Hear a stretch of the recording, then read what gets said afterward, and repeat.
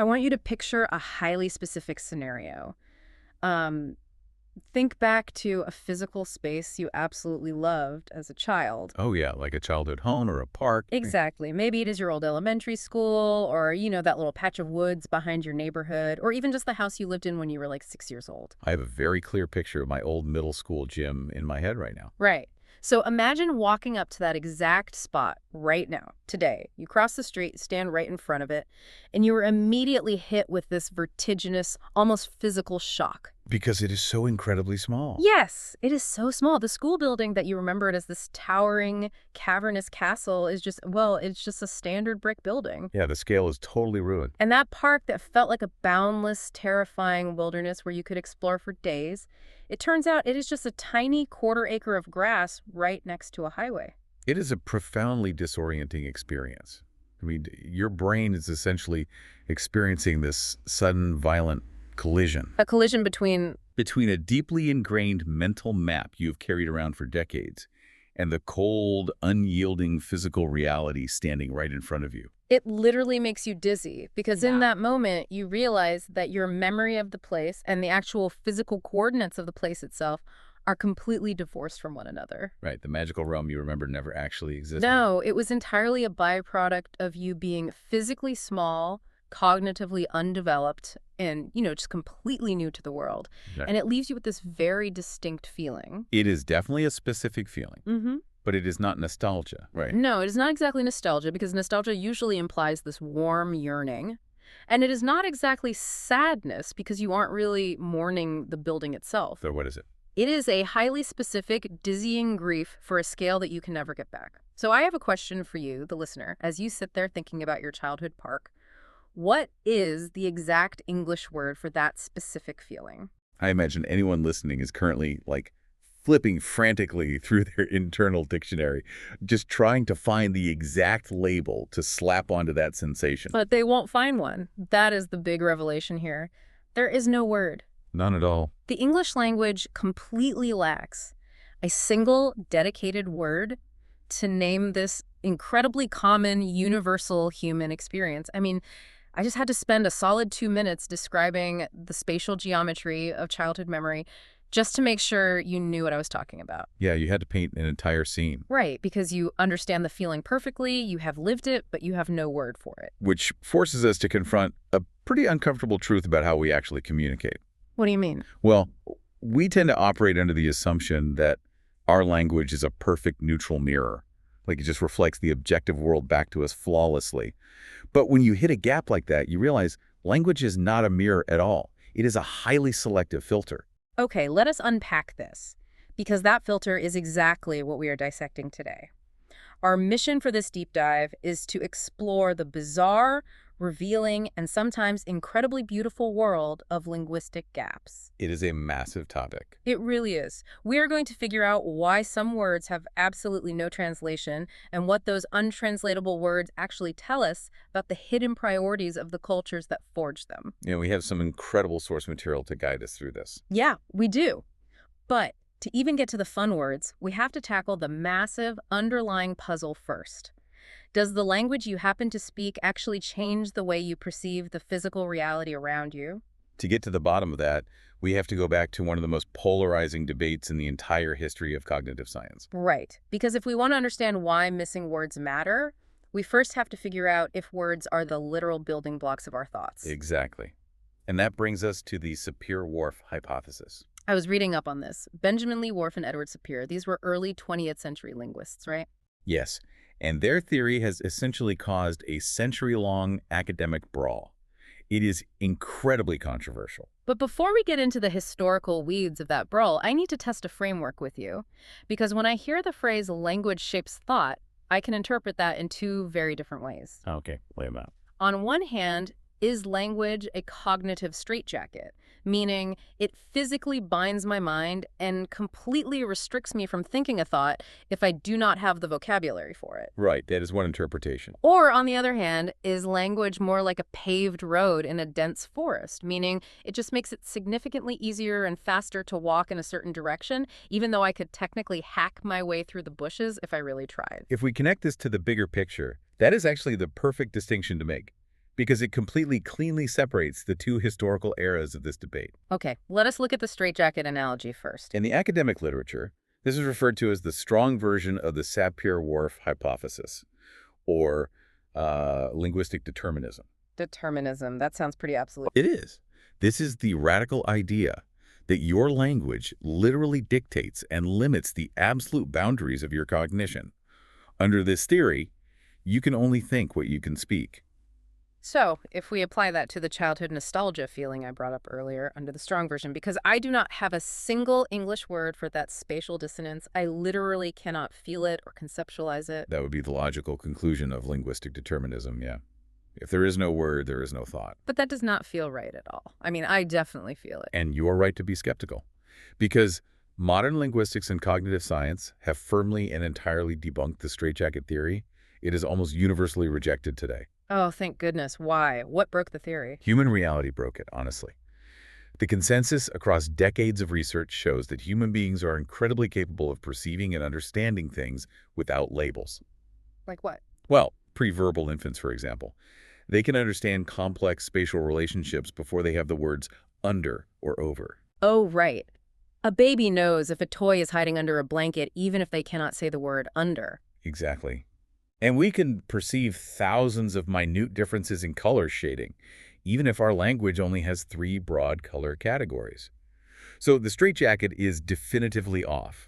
We are not trapped by our dictionaries. I have to admit, that is a huge relief. It would be incredibly bleak to think my internal emotional life is strictly capped by the Oxford English Dictionary. Right. It would be a very small world. But if the straitjacket is off, where does that leave the paved road analogy? The paved road is what researchers call the weak version of the hypothesis, or linguistic relativity. And unlike the strong version, linguistic relativity is widely supported by a mountain of fascinating empirical evidence. So it is less about restricting thought and more about guiding it. Exactly. The claim here is not that language restricts thought, but that language influences thought. It carves deep cognitive grooves. Grooves, I like that. The vocabulary and grammar you use every single day dictate what your brain pays attention to. It makes certain concepts highly salient and allows others to fade into the background noise. I was looking at the research on this, and the case studies are mind-bending. Let us talk about the Russian blues experiment, because I genuinely struggled to wrap my head around this one. Oh, this is a classic study. It is brilliant. So in English, we have the catch-all word blue. If I look at the sky, it is blue. If I look at the deep ocean, it is blue. We might add adjectives like light or dark, but it is fundamentally the same color category. Right, it all lives in the blue bucket. But Russian does not do this. They have 2 completely distinct basic words for these colors, sini for dark blue and gogoboy for light blue. And we have to be very careful here not to map English onto Russian. To a Russian speaker, Sinal and Goluboy are not subcategories of a larger blue family. Wait, they're not. No, they are completely separate, independent colors. It is the exact same way an English speaker treats red and pink.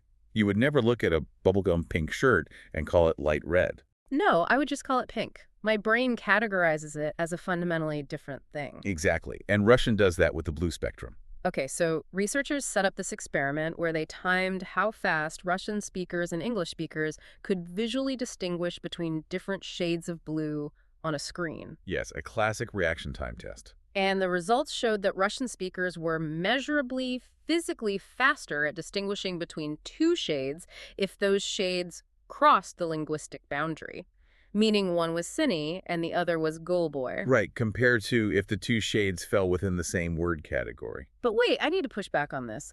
Are you telling me their actual physical eyeballs are seeing a different wavelength of light?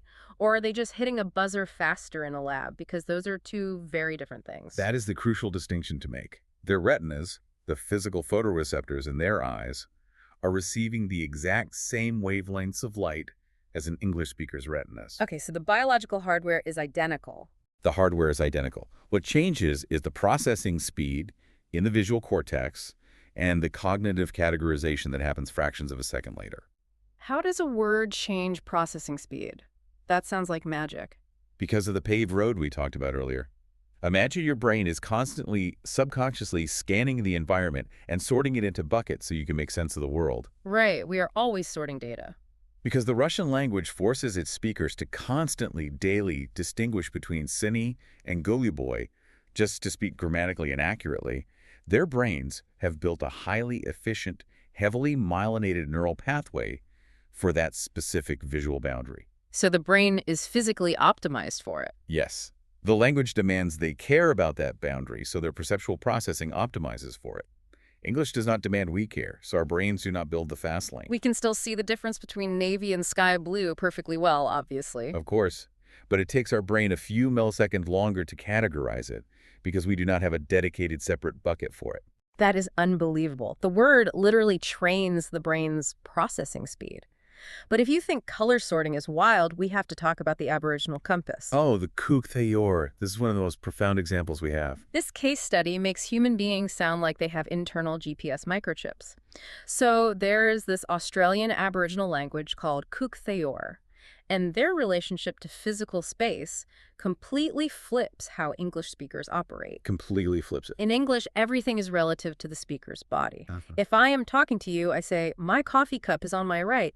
If I turn around 180 degrees, suddenly the cup is on my left. Right. The space changes based on your ego, your physical orientation. It is an egocentric spatial system.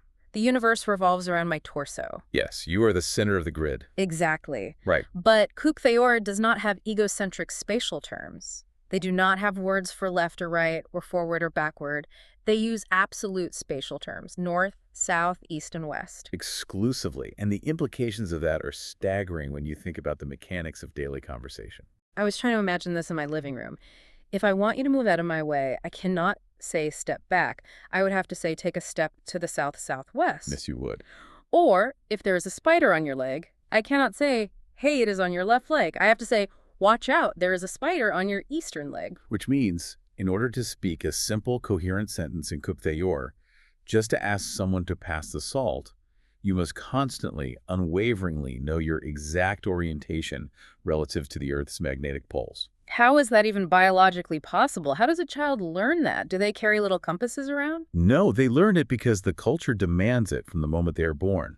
In Cook Thayor culture, parents do not point and say, look over there. They point and say, look to the north. Oh, wow. So it starts immediately.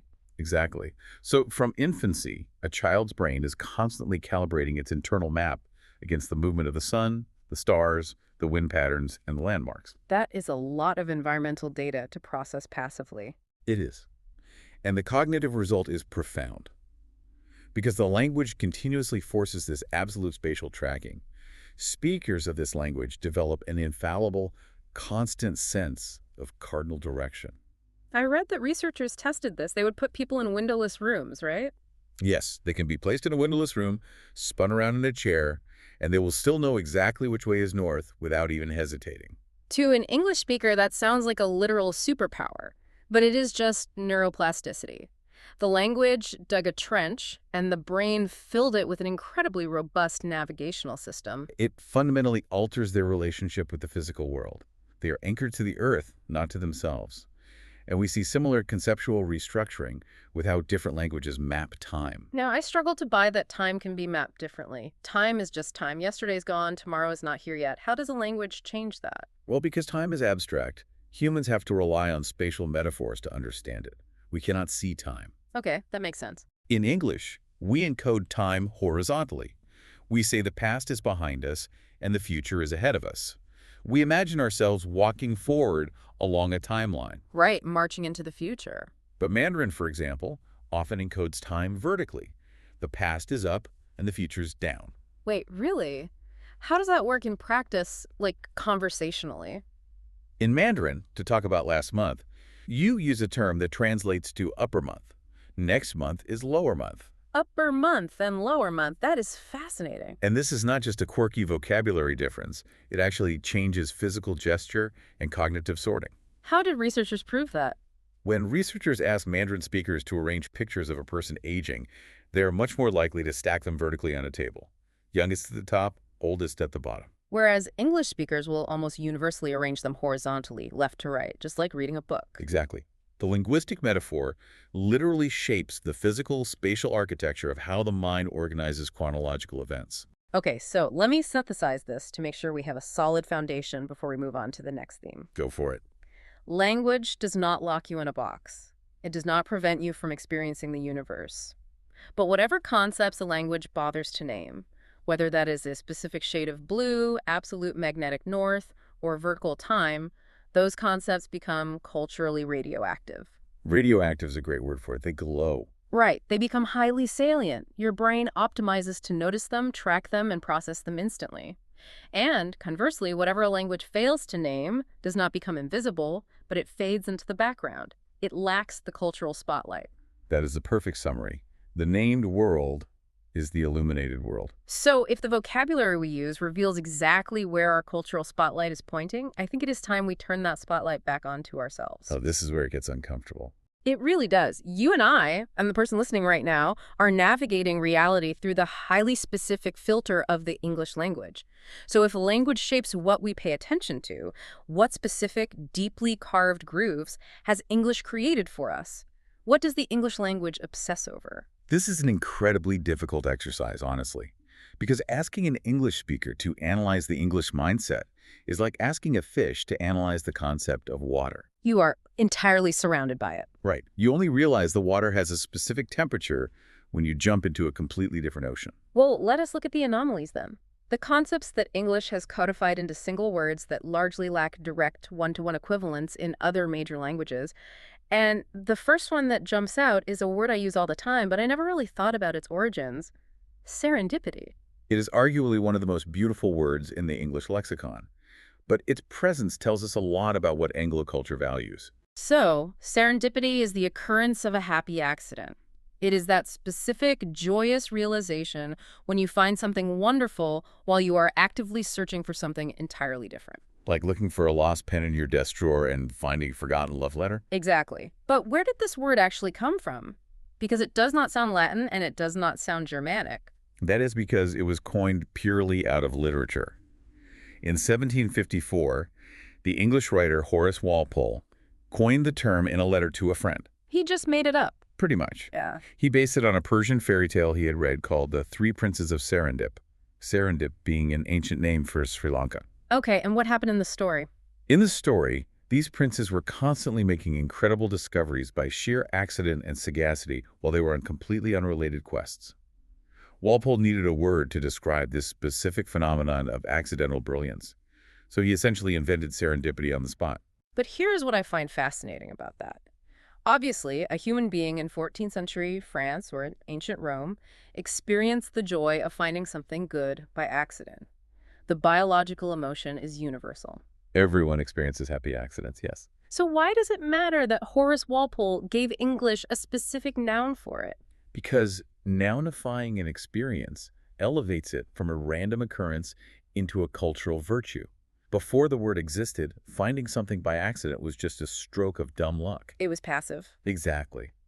But once you have the word serendipity, you can study it, you can cultivate it. You begin to see openness to the unexpected as a positive character trait. Oh, like how innovators and scientists in the English-speaking world constantly talk about engineering serendipities, setting up environments where happy accidents are mathematically more likely to occur. Precisely. The word changed a passive accident into an active, desirable state of mind. It illuminated the concept. Okay, let us pivot to something entirely different, but equally English. Awkward. We use this word 10 times a day. That meeting was awkward. I felt so awkward. The great Anglo-American social unease. Right. But when you stop and actually try to define it, it is incredibly slippery. It is a highly specific register of social friction. Because it is not embarrassment, is it? No, it is not. Embarrassment is acute. It is tripping and falling on your face in public. Awkwardness is chronic and low grade. It is being trapped in an elevator with a colleague you only know from Zoom. Yes.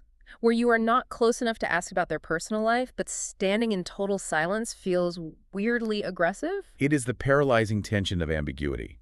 Many languages have words for shame, embarrassment, or shyness.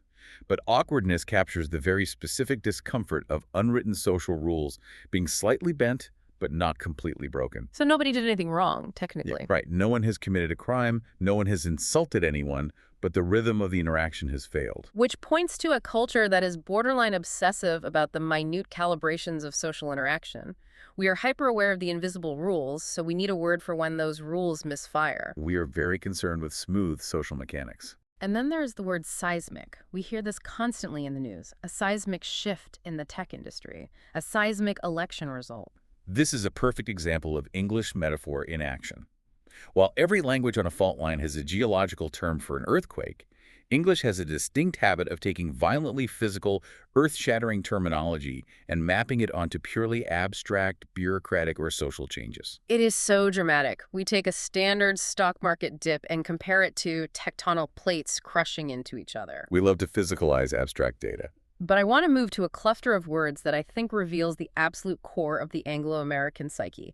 And it starts with the word procrastination. Oh, a very heavy word. The deliberate, agonizing deferral of a task that you fully intend to complete, accompanied by a profound sense of self-loathing. We all know the feeling well. And I have to ask you a chicken and egg question here.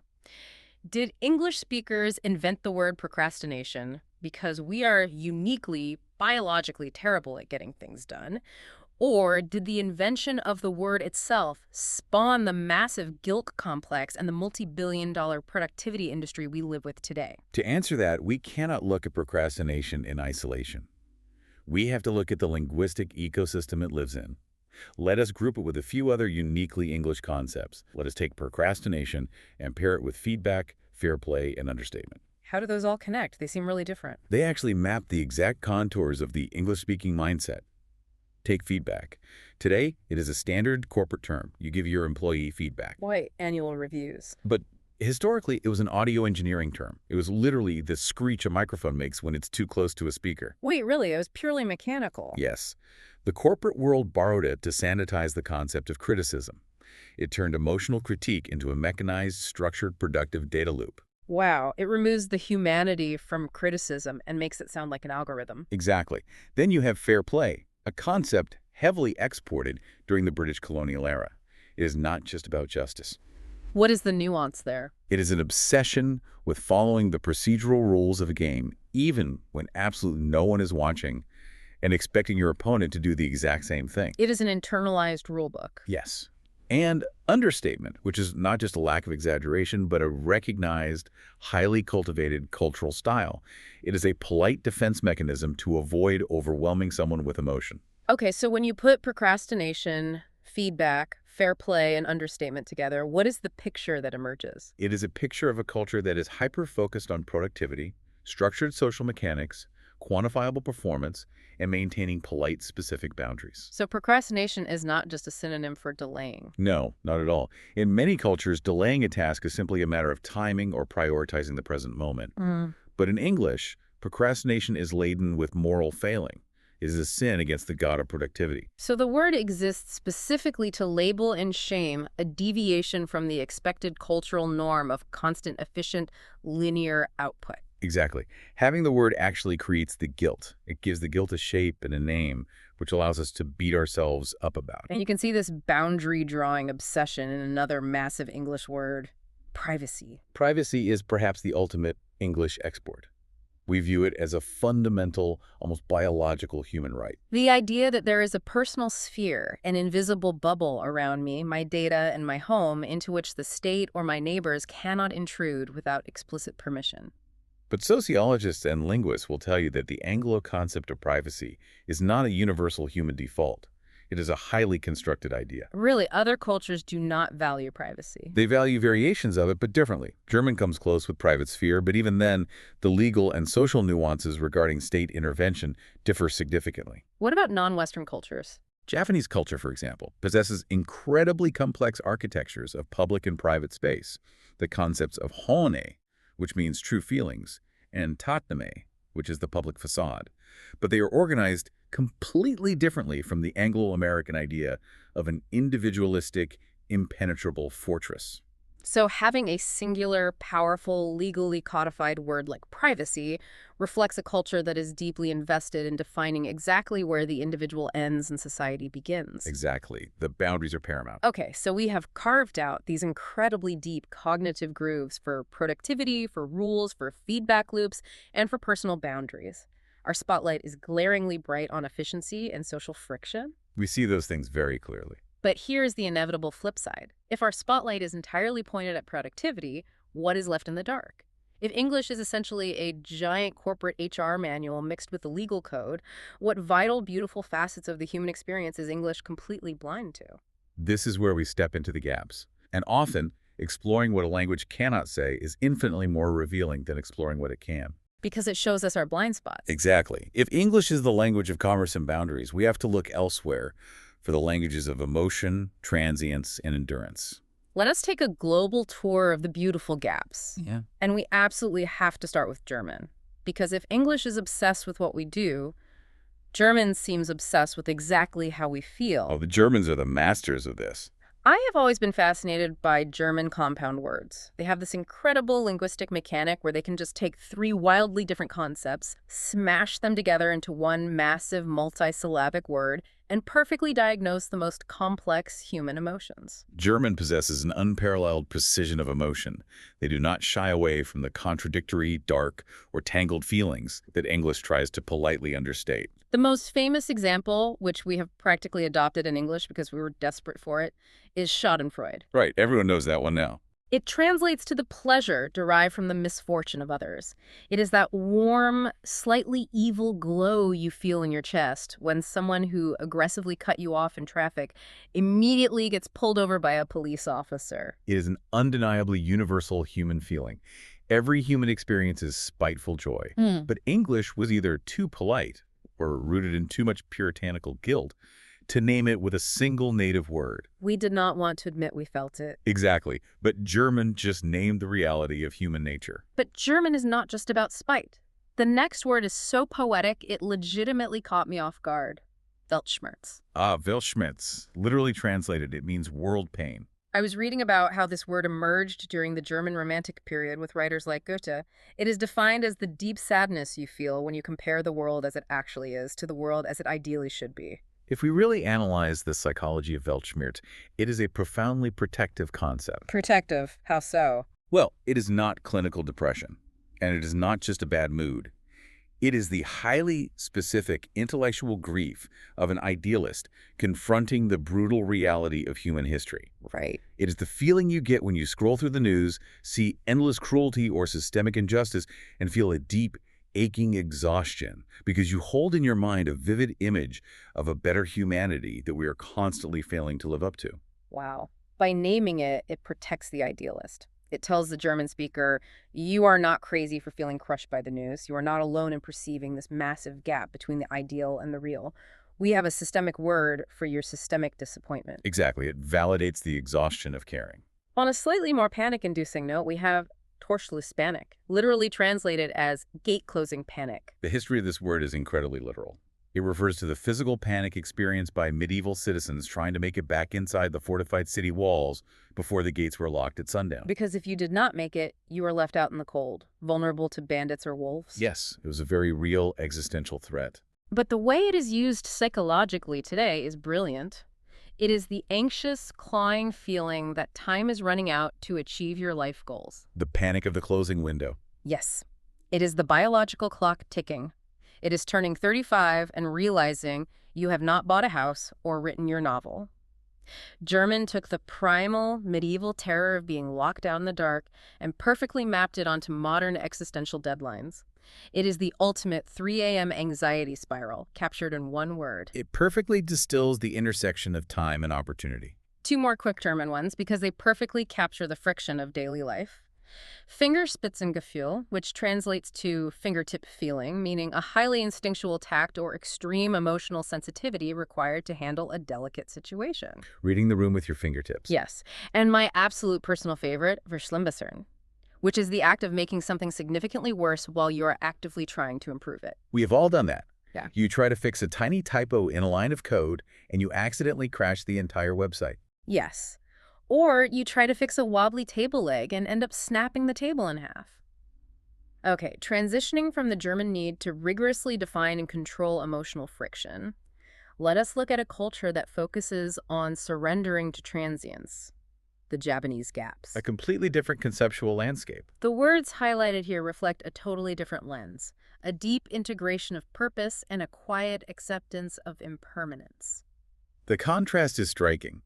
Where German names the friction of life, Japanese vocabulary often names the aesthetic beauty of life's passing nature. We see this with ikigai, which is often translated as your reason for being, the core purpose that gets you out of bed in the morning. Right. Or wabi-sabi, which is rooted in Zen Buddhism and tea ceremonies. It is the profound appreciation of beauty in imperfection and impermanence. It is valuing a cracked teacup because it is cracked, because the wear and tear shows its history. And komaribi, which specifically names the dappled sunlight that filters through the leaves of trees on a forest floor, it blows my mind that there is a dedicated word for that exact quality of light.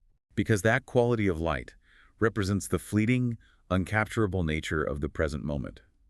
You cannot hold komarebi, you can only witness it before the sun moves. But out of all the Japanese words, the one that completely reframed my own behavior is sundoku. Oh, this is a highly relatable one. This is the habit of acquiring books, taking them home, and then just letting them pile up unread on your nightstand or floor. I think we all have a Sundoku pile. Yes. Now, let us view this through the English lens we talked about earlier. To an Anglo-American mind obsessed with productivity, an unread pile of books is a source of intense guilt. Absolutely. It is a physical monument to your procrastination. It is a graveyard of good intentions. The English paradigm views the unread book purely as a failure of execution. You bought a task and you failed to complete it. Exactly. But Sundoku reframes the entire act. It completely removes the Anglo guilt. How does it do that? It acknowledges that there is a distinct, separate, and valid pleasure in the mere act of acquiring knowledge, completely independent of actually consuming it. Buying the book is an act of hope. It is surrounding yourself with potential. The word forgives you for not reading it and validates the joy of building a personal library. What is fascinating here is that these are not just quirky trivia facts you read on a calendar. These words represent the architectural priorities of a culture. They show us what a society values enough to carve a cognitive groove for. Exactly. Let us travel a bit more and look at some highly specific cultural phenomena that I guarantee the listener has experienced but never had a name for. From Japan again, specifically the merchant city of Osaka, we have kuidar. Kuidar. It means to eat yourself into bankruptcy, to literally ruin yourself financially through your obsession with buying incredible food. This is deeply tied to Japanese history, actually. During the Edo period, there was a stark cultural contrast between cities. Yes. The saying was that the people of Kyoto would bankrupt themselves buying fine clothes, but the merchant class of Osaka would bankrupt themselves on extravagant meals. Kuidar immortalizes Osaka's historical identity as the kitchen of Japan. That is so specific. From the Republic of Georgia, we have shimomejummo. This translates literally to I accidentally ate the whole thing. I love that one. The context here is the Georgian supra, the massive hours-long traditional feasts. The word captures the specific moment when you are physically completely full, you know you should stop, but you continue to eat purely because the food is too delicious to leave alone. The fact that an entire culture codified this specific failure of self-control into a single word turns a moment of individual gluttony into a shared, joyous cultural joke. It is a collective absolution. From Indonesia, we have jayus, a joke that is told so poorly with such bad timing and is so incredibly unfunny that it actually loops back around the spectrum and becomes hilarious purely by virtue of its absolute failure. We all have a friend who specializes in the jayus. Definitely. And finally, from Arabic, a word that is simultaneously intensely morbid and breathtakingly romantic, yabrne. It literally translates to, may you bury me. It is a profound expression of love, heavily utilized in Arabic poetry and literature. It is said to someone you love deeply, a child, a spouse, expressing the desperate wish that you will die before they do, because the conceptual pain of having to live in a world without them is completely unendurable. It is the ultimate expression of devotion. When you step back and look at these words, the poetic devotion of Yabrne, the stoic grit of the Finnish concept sisu, which was born out of their brutal winter wars, or the Portuguese concept of desnoscanso, which is the celebrated art of muddling through and improvising a brilliant solution with whatever random items you have at hand, you realize that every single one of these words is a tiny cultural manifesto. Okay, so this brings up a mechanical question about the English language itself. If English has all of these massive gaps, if we are missing the emotional precision of Weltschmerz, the cozy comfort of the Danish hygge, the forgiveness of Sundoku, how does English survive? That is a great question. When an English speaker encounters a complex concept like schadenfreude, what is the mechanism for dealing with it? Because we do not sit down and invent a new English word from scratch using Latin or Germanic roots. No, the mechanism is incredibly simple. We steal it. We just take it. English is an absolute kleptomaniac of a language. Linguists often refer to English as a pragmatic sponge. Yeah. And to truly appreciate how bizarre and unique this is, you have to contrast English with a language like French. How does French handle new words? France has a literal state-sponsored institution called the Académie Française. It is a council of immortals whose entire mandate is to protect the purity and integrity of the French language. A Council of Immortals sounds like a sci-fi movie. It is very serious. When a new concept emerges globally, particularly in technology, the Academy will actively invent a native French word for it to prevent the English word from creeping in. They banned email and mandated courriel. They view foreign words as an invading force that must be repelled. But English has zero defense mechanisms. We have no academy, no guards at the gate. If we see a word we like, we just absorb it directly into the dictionary. This porousness is baked into the very history of the language. When the Norman French conquered England in 1066, they smashed their Latin-based vocabulary into the existing Germanic Old English. English was born out of collision and absorption. It is entirely acquisition-oriented. And the result of that sponge-like behavior is staggering because we absorb everything. English currently has over 1 million words. We took Hig from the Danes, wabi-sabi from the Japanese, schadenfreude from the Germans. We just swallow them whole. You do. But this brings me back to the spotlight metaphor. I want to talk about the Hig effect because it shows what happens when a gap is finally filled. What does a language's failure to name something actually mean, practically? Researchers refer to this as absence as information. If a language lacks a word for a feeling, it does not mean the population is biologically incapable of feeling it. Right, English speakers still feel things. It simply means that, historically, the culture did not find that specific experience important enough to isolate, define, and collectively discuss. And Hig is the ultimate modern case study of this. Before roughly 2016, the English language did not have this Danish word. But obviously, English speakers had experienced the physical sensation. Yeah.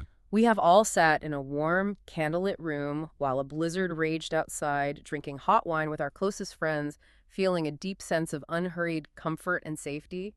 We felt the biology of it. But because we lacked the noun, the experience remained completely private. It was isolated. We could not easily recommend it, we could not point to it, and crucially, we could not commodify it. Exactly. Without the label, it cannot be a shared cultural object. But then English borrowed Hig, and it was like watching the Sapir-Whorf hypothesis detonate in real time under market capitalism. It was an explosion. The second English speakers had the word, it spawned a massive cultural phenomenon. Suddenly, Hig was everywhere. There were hundreds of books on how to achieve it. Interior designers started selling Hig living rooms. Lifestyle magazines published lists of the top 10 chunky knit blankets to maximize your Hig. The word literally created the cultural attention. By nounifying the feeling, market capitalism was able to package it and sell it back to us. It proves the profound power of naming. The Danish people already had the word, so they had been engaged in a continuous, centuries-old cultural conversation about how to protect their comfort and conviviality against the harsh winters. And by borrowing the word, English speakers finally gained access to that conversation.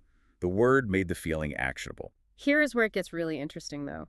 I need to challenge this whole concept of borrowing. When we act like a sponge, when we absorb a word like Hig or the Portuguese word saudade, are we actually importing the true deep meaning of that word? Or are we just stripping it of its soul and bringing in a cheap, flat, Instagram-friendly knockoff? You are hitting on the philosophical heart of the translation problem. And the harsh reality is, we're almost always getting the knockoff. Because translation is not just technically difficult. At a certain depth, it is philosophically impossible. Explain the mechanics of that impossibility. What are we losing when we translate? We have to separate a word into two parts. Its information data and its cultural weight. Okay, break that down. You can translate the raw information data of a word perfectly. Let us look at the famous Portuguese word saudade. The data translation, the dictionary definition, is a melancholic longing for something or someone loved and lost, which could be a person, a place, or an era. An English speaker can understand that data perfectly. It makes logical sense. I understand the concept of missing something. But what you absolutely cannot translate, what cannot be carried across the linguistic border, is the word's cultural weight. What gives saudade its weight? Saudade is not just a description of a mood for a Portuguese speaker. It is a massive foundational pillar of their national identity.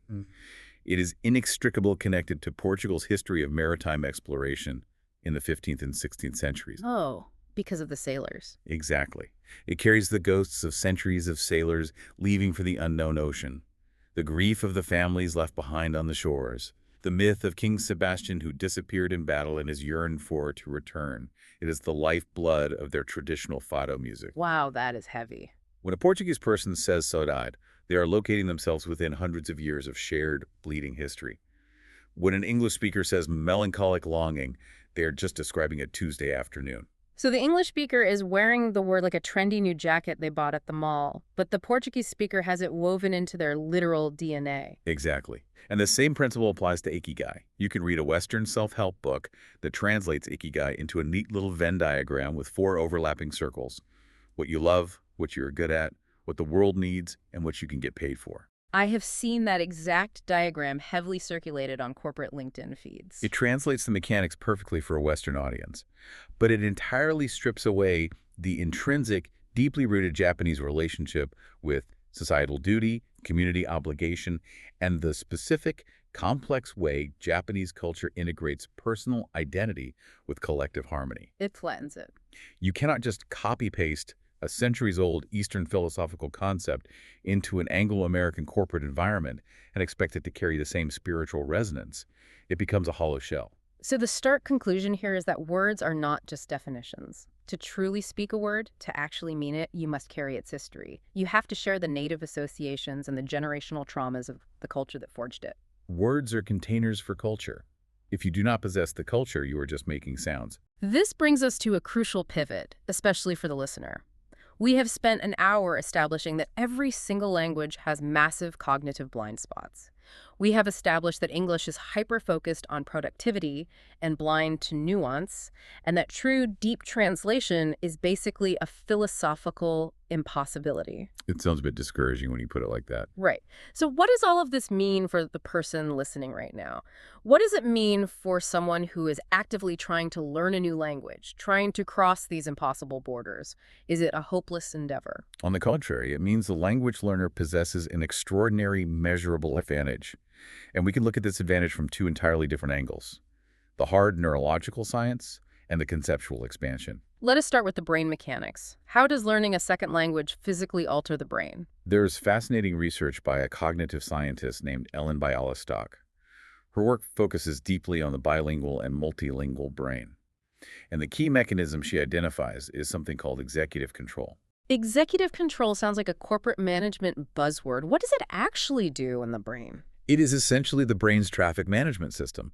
It handles focus, attention, and the suppression of irrelevant information. Okay. When you speak 2 languages fluently, both linguistic systems are constantly, simultaneously active in your brain.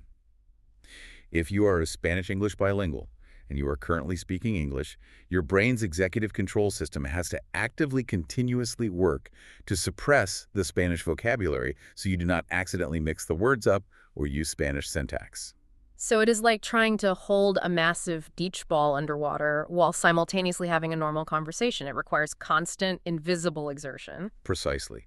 And because the bilingual brain is performing this high-level suppression task every waking second of the day, it is getting a continuous, rigorous mental workout. It is neurologically lifting weights. What are the long-term effects of that?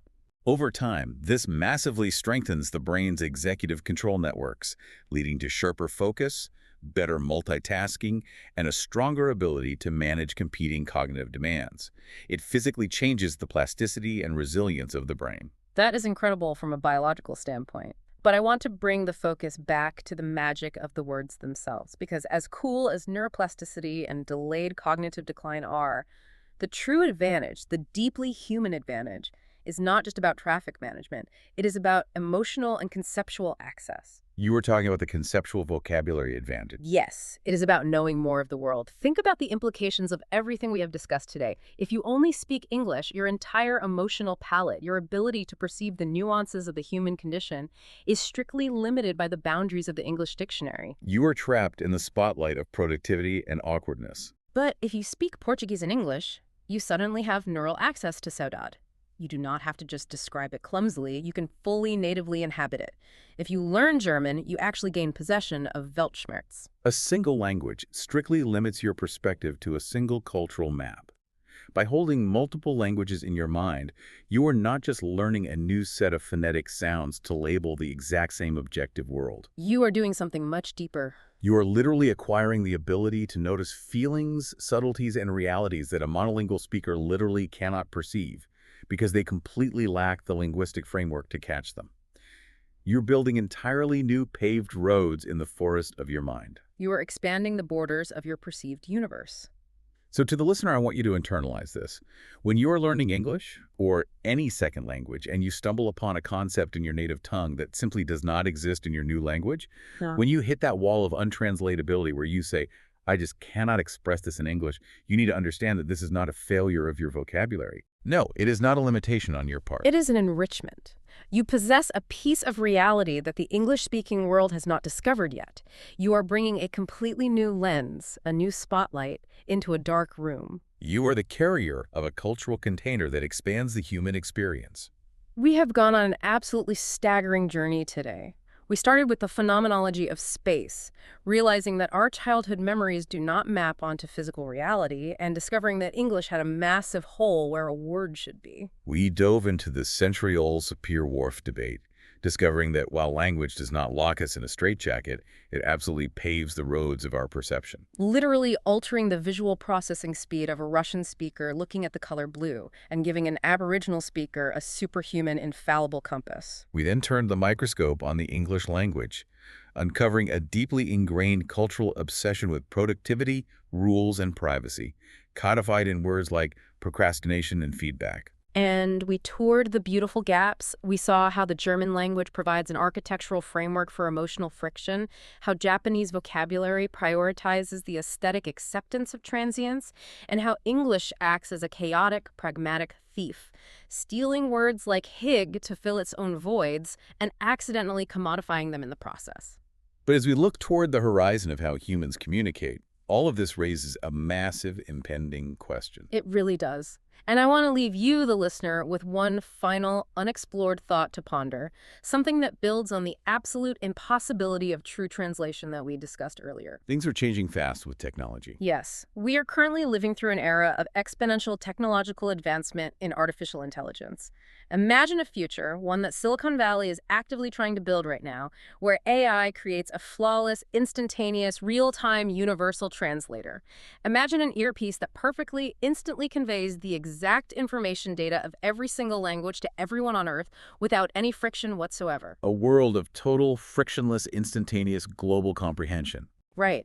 But if we actually achieve that technological utopia, will that shared algorithmic global understanding actually destroy the unique cultural weight and the beautiful isolated depth that made words like saudade and Weltschmerz necessary in the first place? If we never have to struggle, if we never have to sit in the uncomfortable silence of a linguistic gap, if all the holes are instantly filled by algorithms, do we lose the beautiful gaps entirely? Does the rich, jagged landscape of human culture get paved over into one big, frictionless, but completely flat road? Next time you walk past your old elementary school and feel that dizzying, unnamed feeling of the physical scale being entirely wrong, ask yourself if you really want an algorithm to invent a sterile universal label for it, or if the true, profound beauty of the experience lies in the very fact that the word does not exist yet.